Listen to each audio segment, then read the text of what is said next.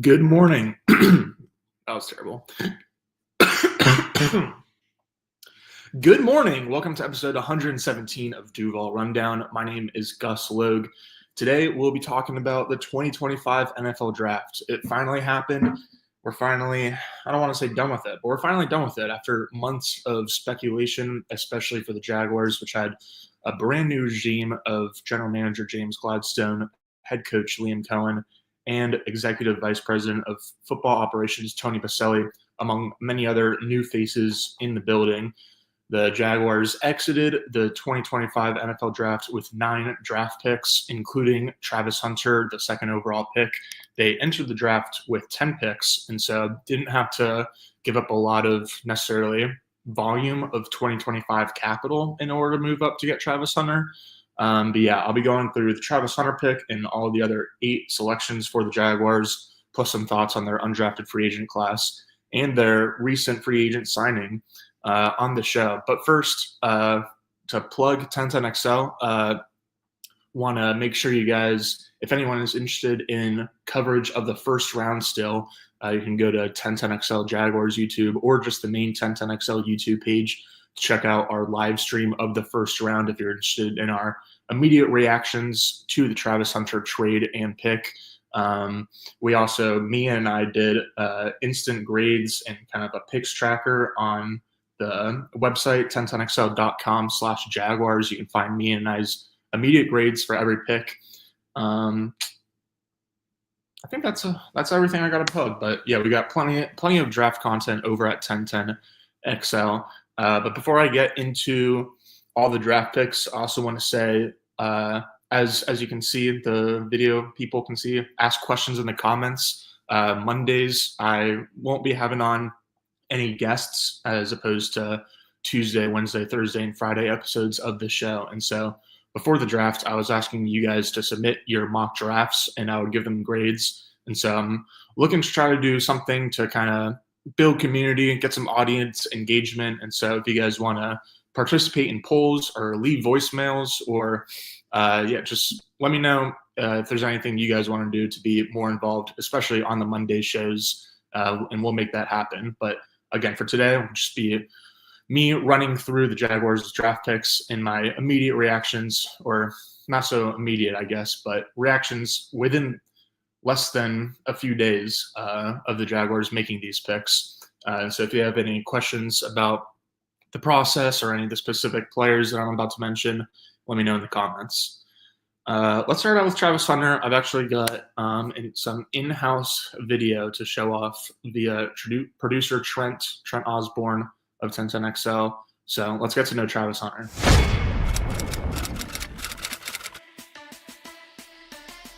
Travis Hunter! Give him the Heisman now! I would argue he's the best receiver in this draft. He's at least one of the top 2 corners in this draft, and you're talking about those 2 things in the same body. In the case of Hunter, there's serious debates about whether he's better as a receiver or a corner because he's so darn good at both. Once-in-a-lifetime cornerbacks are hard to find, like the Patrick Surtain. Travis Hunter is in that mold. He's high level. At the Power 4 level of college football, he was plus on both sides of the ball. The best receiver is Travis Hunter. The best corner is checks notes, Travis Hunter. He's that guy. Competitor, athlete. He's probably he is the most skilled player in the draft. This guy you dream of adding to your franchise.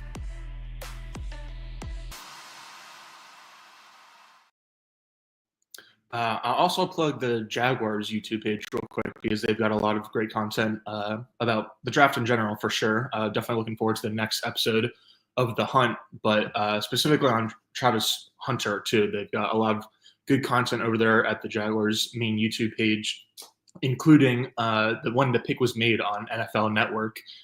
Pretty awesome moment to see Travis Hunter skipping down the hallways in his bold pink jacket on Thursday evening. So that was a really cool moment. Eric Armstead actually announced the pick as the NFL's reigning NFL Walter Payton Man of the Year. But in terms of the actual pick, I mean, obviously A++. As I said on I think Friday's show, I originally was docking Jaguars a little bit, like giving them an A- for the trade/pick rather than an A, because the Jaguars did have to give up extra draft capital. They gave up the 5th overall pick, the 36th overall pick, their future 2026 first rounder, and then a little bit more beyond that. But it kind of got evened out by some late round picks that the Browns also sent back. And so essentially the Jaguars traded 2 first rounders and an early second rounder for the right to draft Travis Hunter. But the reason I don't think we should necessarily dock the Jaguars in terms of like draft grades for making this deal and kind of losing out on draft capital is that they wouldn't have been able to get Travis Hunter just at 5th overall. And so like they needed to spend that draft capital in order to make the pick that they made. And so like certainly there's like a little bit of like that asterisk or caveat or whatever you want to call it of like, yeah, the Jags got Travis Hunter, but they don't have a first round pick in next year's draft. But even with that said, like this is just an A+++ pick. Even if Travis Hunter doesn't work out on both sides of the ball like he wants to, he has such a crazy high floor, because if it doesn't work out on one side of the ball, it's hard to imagine that he won't work out on the other side of the ball at either wide receiver or cornerback. I'm actually interested in seeing where he lines up on the defense, but I'll get to that in a second. And in terms of offensive fit, it's perfect. I think that the best player comp that I've seen for Travis Hunter, the receiver, is Odell Beckham Jr. in terms of just the absolutely special movement skills, but then also the elite ball skills and being able to go up and grab the ball in the air and make contested catches down the field. He's, I guess, not the total package, but pretty darn close to it in terms of everything you would want in a playmaker, really on both sides of the ball, but I think especially on offense. And even though he has more experience in college as a cornerback, he's a little bit more raw as a receiver. But one of the good things about Hunter's profile is that on both sides of the ball, every single year of college, he improved his technique and certainly got better as a player. It's not like he's just been relying on his athleticism since he entered college football. And so certainly the sky's the limit for Hunter on offense, especially when you consider that he'll be catching passes from Trevor Lawrence, who's probably the biggest winner inside of the Jaguars' building from this draft weekend, just considering they did get an electric playmaker in Travis Hunter. So he's catching passes from Trevor and also lining up for Brian Thomas. And so really excited to see what Liam Cohen does to scheme up Travis Hunter and Brian Thomas Jr. on the field together. When the two of them are on the same side of the field, especially, then like what the heck are defenses going to do? They'll be able to attack all 3 levels of the field. Defenses will have to hone in on one guy, but it's pretty hard to be able to hone in on 2 different 3-level threats, as the Cincinnati Bengals have proved with their trio of quarterback Joe Burrow, superstar receiver Jamar Chase, and star receiver T. Higgins. Higgins is definitely a great receiver, but I think that Hunter and Thomas Jr. could be the greatest receiver duo in the league from day one. I think that the floor and the ceiling is that high for the two of them. And so, and then on the defensive side of the ball, I'm just as excited for that, and mostly because of the prospect of not just playing in Anthony Campanile's defense, but playing alongside Tyson Campbell, because I think that Tyson has always been better as a zone cornerback when he's able to get eyes on the quarterback and use his instincts and athleticism to be able to break on the ball in that regard, as opposed to just trying to stick to man receivers. He is able to stick to receivers in man coverage, and even when he gets kind of shaken off a little bit because he has such great athleticism, he's usually able to like regain that step that the receiver got on him super quickly. But the ball skills just haven't been there for Tyson Campbell for much of his career, even when he's right in the receiver's grill.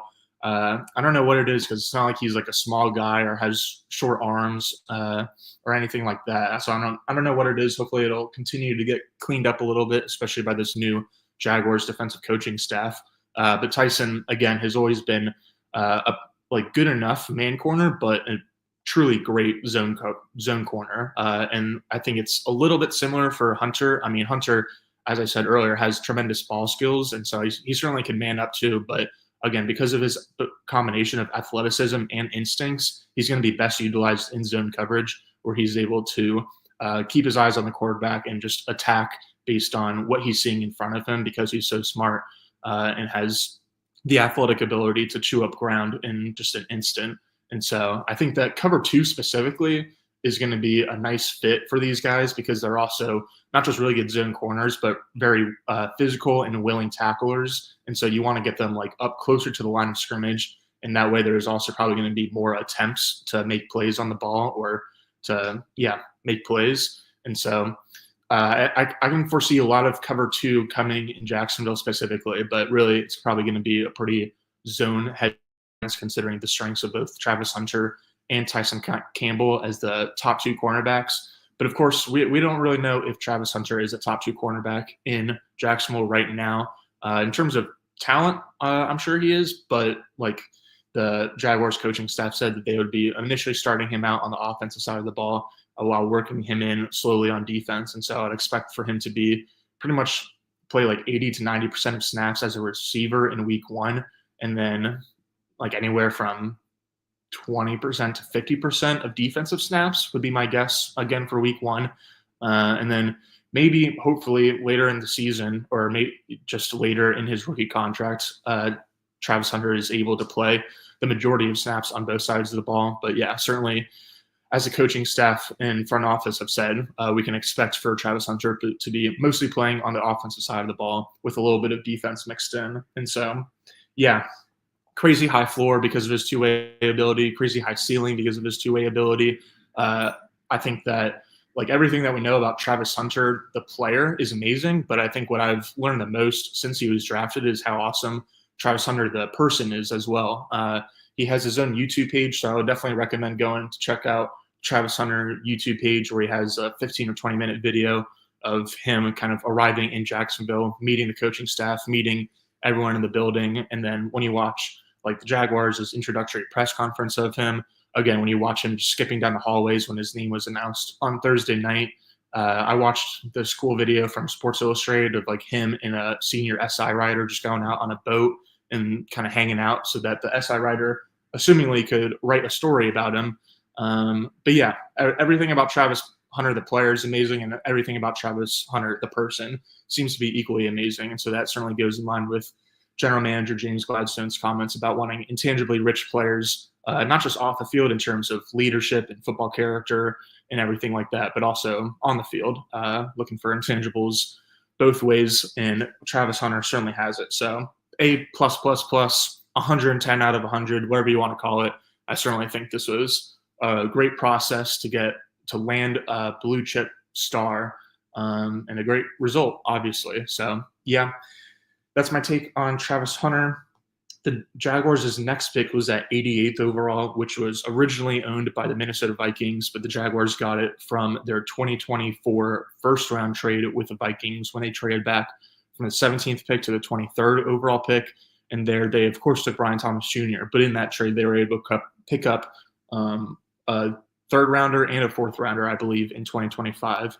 And so after the Jaguars moved up from 5 to 2 to select Hunter, they also gave up their 36th overall pick. So again, their next pick was around 3, 88th overall via Minnesota, and they went with Tulane quarterback Caleb Ransaw. Roll wave. This immediately made me think about Jarrian Jones and what his fit in Jacksonville might be because, of course, Hunter is going to be playing defensive back. I meant to say, actually, I'll be interested to see. I certainly expect Travis Hunter to be a cornerback, but I will be interested to see like how much reps he gets across the secondary because I think, again, going back to how his athleticism and his instincts allow him to be so good at zone coverage and kind of seeing the whole field in front of him and being able to make plays based on what he's seeing. I don't know that he'll necessarily be like lined up in a free safety spot, but I think he offers that flexibility to the Jaguars in case they don't have anyone else they're comfortable with. But more so, I think that you'll see like Travis Hunter and Tyson Campbell, for that matter, lined up a lot as outside cornerbacks, but the Jaguars will be able to do some cool scheme stuff, some cool rotations after the snap and send one or both of them back deep as safeties or push them closer to the middle of the field or send them on blitzes. And so the versatility is going to be exciting for Travis Hunter, not just on offense, but on defense too. In terms of Ransaw, versatility is definitely a big buzzword for him too. He's mostly a cornerback at Tulane and also for his 3 previous years at Troy before he went to Tulane.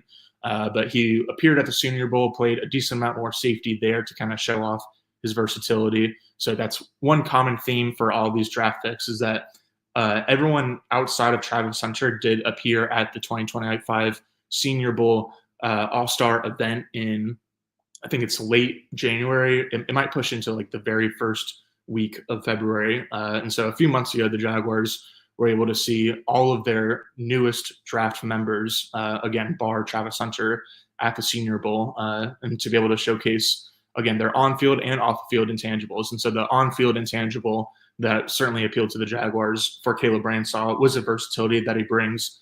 James Gladstone also said after the pick that they really value his tackling ability, and not just his tackling ability, but his ability to tackle from depth, from kind of a deep safety alignment.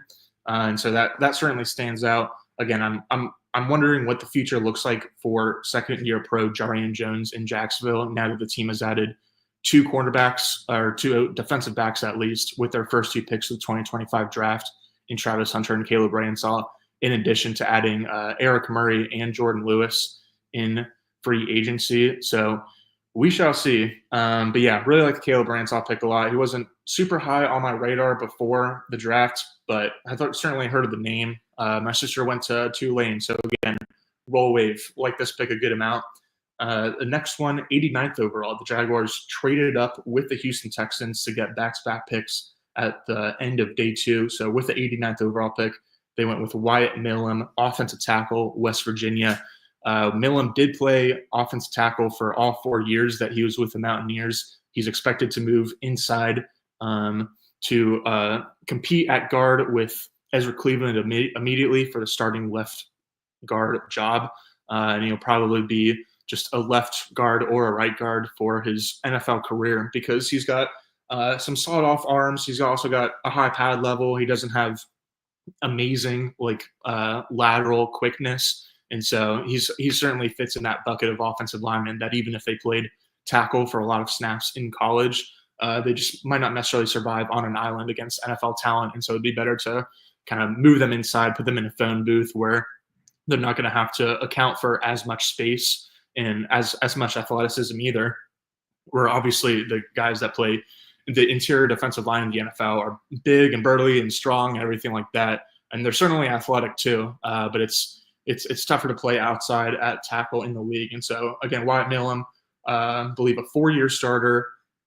He joined Zach Frazier as the only true freshman to start on West Virginia's offensive line in the last 40 years, according to Dane Brugler of The Athletic. He didn't allow a sack in any of the last 3 years. So yeah, James Gladstone has talked a lot about, especially at the combine, but really throughout the offseason, about the importance of setting the dish for a quarterback. And what he means by that is just making sure that the interior offensive line is a good unit so that the quarterback is able to actually step into his throws and be able to have confidence in his throws. And so you obviously saw Jacksonville address that this offseason, both with this Wyatt Milum selection, as well as bringing in Robert Hainsey and Patrick McCarry in free agency. And so, yeah, I like the Wyatt Milum pick. Like, he checks a lot of boxes, again, in terms of intangibles on and off the field.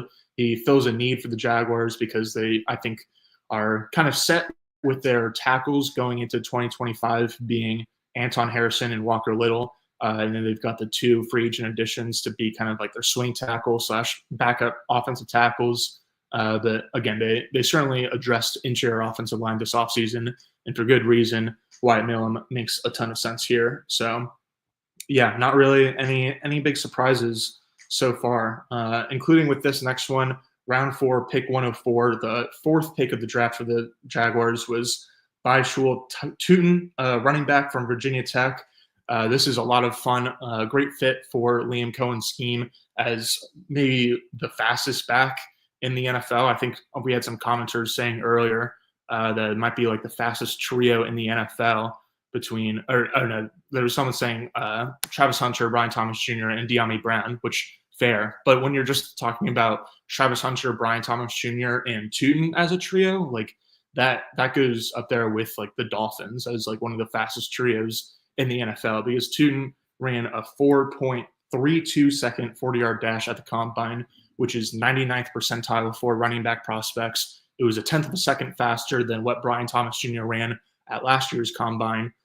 So yeah, speed is the name of the game for Tootin, but he's also got really good pass blocking chops. Even though he's got a small frame, he's got a compact frame, and he's got both like the processing skills and the physicality needed to be a plus pass blocker. So looking forward to seeing how much he's able to stay on the field on third downs. But certainly his running ability is going to be the biggest thing. And so like I was talking about Jarian Jones earlier, my question kind of for this pick is just what does this mean for Travis Etienne? Because I think that they have kind of similar profiles as home run hitting, change of pace backs. And so, yeah, I guess I'm not necessarily surprised that this could spell the end of Travis Etienne's career in Jacksonville, since he only has 1 year left on his contract. But yeah, it seems like the Jaguars were looking for a replacement. I guess that's not too much of a surprise, considering that they probably would have taken Ashton Gentoo with a 5th overall pick if they weren't able to make any kind of first round trade happen. But Tootin, he was a good value according to consensus big boards. You don't really find a guy that's like not only super fast, but like super fast and has like pass blocking chops and like pretty like not great size, but not poor size. He's fairly well rounded, and so this was a good value pick. Makes a lot of sense again in Liam Cohen's scheme. Makes for a really scary trio or foursome, I guess, if you're including De'Ami Brown with Tootin and Thomas Jr. and Hunter. But yeah, reminds me a little bit of Matt Breida. He can improve his vision a little bit between the tackles. He's definitely like ETN, where like if he's out in space, then like good luck trying to get this guy to the ground, let alone even getting 2 hands on him. But yeah, I think this again makes a lot of sense. It's not a surprising pick for Jacksonville. This next one was a little bit of a surprise. Round 4, pick 107, Jack Kaiser, linebacker, Notre Dame. Again, it makes a lot of sense in terms of the on-paper fit, in terms of intangibles, both on and off the field. Kaiser is known as Mr. Notre Dame, I think in large part because of his football leadership, but also he's the school's all-time leader in games played. But as Gladstone mentioned, even though he is an older prospect, it's not like he has a ton of wear and tear on his body. So that's something to note. He'll certainly be obviously a backup linebacker behind Foye Oluokun, Devin Lloyd, Ventrell Miller, and Chad Muma, but more so will probably be a core special teams player, especially as a rookie. And so like the reason, like again, this pick makes a ton of sense on paper for the Jaguars, but it was just a little bit of a reach in terms of consensus boards. And I think that generally this type of profile, even if Kaiser does have a really high character, you can kind of find backup linebackers / special teams players a little bit later in the draft. And like many of you, I was hoping that the Jaguars would select a defensive lineman by this point in the draft. But I mean, I guess to skip ahead a little bit, like my really only qualm or problem with Jacksonville's draft was the lack of investment in defensive line. But James Gladstone was saying that like they're not gonna. His exact quote after day 3 was they weren't gonna reach on a perceived need, and I think it's a perceived need for a reason. It's been a pass rush and defensive line depth has been a need in Jacksonville objectively for a couple of years now. But Gladstone was saying that they didn't want to make a reach, and so they ended up drafting one pass rusher later that we'll get to. But after the draft, the Jaguars did sign Emmanuel Ogbah, who's spent the last 5 seasons with the Dolphins. Before that, he won a Super Bowl in Kansas City. He was originally drafted by the Cleveland Browns, and he spent 3 years there. He's got, I believe, 47.5 career sacks. And so he's just like exactly what you want in a number 3 edge to play behind Josh Hines-Allen and Trayvon Walker, as not like a monster, not like just a physical freak or someone who's going to absolutely light up sack totals or anything like that. But he is productive. He's consistent. He's big. Like he's what you want. And so because of that, that makes me not mind the Jack Kaiser relative reach as much. And I think you can certainly make an argument that even if Kaiser was lower rated in consensus mock boards, that he was probably more so expected to be picked in this range. And so again, because the Jaguars did end up signing Emmanuel Ogbah just yesterday after the NFL draft, I feel a lot better about the Jaguars' decisions to go with a running back and a linebacker with their 2 early day 3 selections. The next pick is that pass rusher that I was just talking about, round 6, pick 194 via Seattle in the Travis Gibson trade from last preseason. Jaguars went with Jalen McLeod, outside linebacker / defensive end from Auburn. He previously spent time at Appalachian State. One thing that I think both Gladstone said, but is apparent to anyone who is paying attention to the draft, is that one thing the Jaguars really value is production, guys who are productive in college, but also guys who are productive at smaller schools. And even if they transferred to a bigger school, so like McLeod in this scenario, Caleb Ransaw, who went from Troy to Tulane, is another good example. Their production continued even when they went to a better program and played against better and higher levels of competition. And so that's definitely something that was on the Jaguars' radar. Clearly, this draft process fits Jalen McLeod. It looks like his name is pronounced like McLeod or something like that, but it is pronounced McLeod.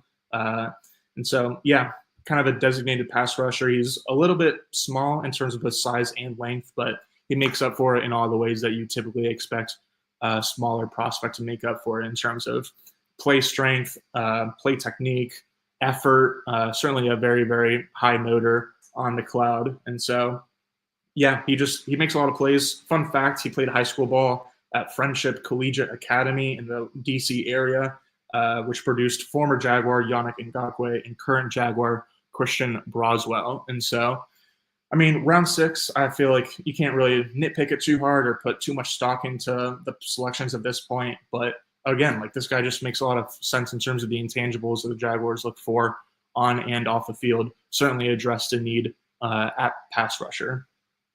I believe this was – no, we got 3 more picks. Oh, my gosh. I don't know why I only thought there was 1 more. Round 6, pick 200 from Cleveland in the Travis Hunter trade.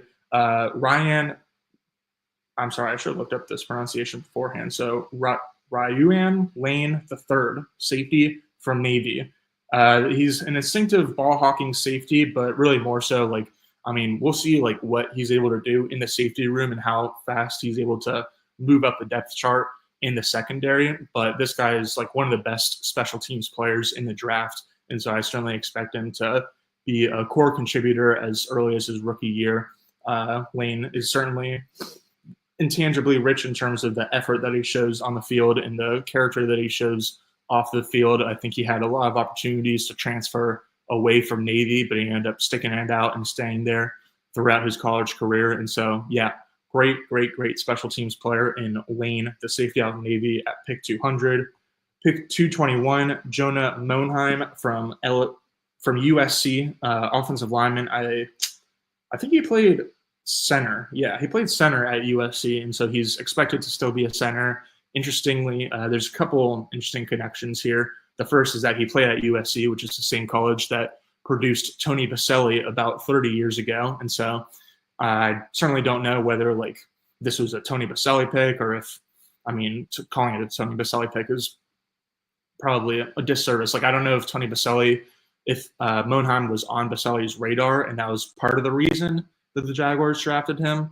But also Brandon Thorne, who's probably the best offensive line analyst out there. He wrote in his scouting report for Bleacher Report that his player comp for Monheim coming out of college is current Jaguar center Robert Hainsey. And so immediately provides kind of similar to Milum and a lot of these guys where even if he has sawed off arms and not fantastic measurables and athletic traits in that regard, he kind of makes up for it with his smarts and his effort. And so makes sense to bring in another interior offensive lineman. Will probably compete with Luke Fortner, and maybe Luke Fortner will not be on the roster in a couple months' time, but we will see. Last pick, round 7, pick 236 via Houston as part of the trade where the Jaguars went up in the 3rd round to get Wyatt Milum. LeQuint Allen Jr., running back from Syracuse. This might be my favorite pick of the draft. I feel like my 2 favorite picks for the Jaguars this draft is their first one and their last one, Travis Hunter and LeQuint Allen, the Syracuse back. He is one of 4 running backs in NCAA history to record at least 1,000 rushing yards, 500 receiving yards, 60 receptions, and 20 touchdowns in his career. So obviously that displays his versatility. I think that the Jaguars, a lot of people were kind of oversimplifying, I think, or whatever the right word is, that the Jaguars were like looking for their version of Bucky Irving, who was such a great 4th-round rookie for Liam Cohen's Buccaneers last year. And so the Jaguars did get a 4th-round back in this year's draft in Byshul Tootin. And so like they kind of got their Bucky Irving, if you want to call it that, even if I don't think that Tootin and Irving have super similar games. They got an exciting 4th-round rookie. But the Jaguars also got Allen, who I think you can kind of sort of compare to Rachaad White in Tampa Bay, who they don't really have the same running style, especially when they're going in between the tackles. But I think Allen as a pass catcher definitely reminds me of Rachaad White as a pass catcher down there in Tampa Bay. It's just a really fluid mover in space. He consistently makes the first guy miss. He's consistently kind of like fighting for extra yardage after contact. Seems like just a really reliable guy to have on the field in 3rd downs. Certainly some really good pass blocking chops too. And so I think that LeQuint Allen, similar to Rachaad White, like isn't like just a 3rd down scat back. Like it's not like he's a Duke Johnson type. But I think that most of his value in Jacksonville will be seen in the passing and receiving game. But Allen had 32 career touchdowns at Syracuse, which ranks 5th in school history, and Tootin had 25 touchdowns in just 2 years at Virginia Tech, which ranked 9th in that school's history. And so clearly when the Jaguars said they were looking for people who can score touchdowns before the draft, they weren't lying. So again, I really like the LeQuint Allen pick. I think he makes a lot of sense for Jacksonville as a third down option in Liam Cohen's offense, a la Rachaad White last year in Tampa Bay, but also pretty good value. I think that now, even if you wouldn't consider Jacksonville's running back room to be one of the strongest in the league, I think it's at like maybe one of the deepest. Like having LeQuint Allen as your running back 4 entering rookie minicamp at least is pretty good to me. And so again, Travis Etienne is on the final year of his contract. Not really. It's hard to tell what the coaching staff and front office does think of Travis Etienne and Tank Bigsby. Probably not super highly, considering they drafted 2 different running backs in the 2025 NFL draft. But between Etienne, Bigsby, Tootin, and Allen, that's 4 pretty quality options. And of course, the Jaguars also have Keelan Robinson, 6th-round pick out of Texas last year.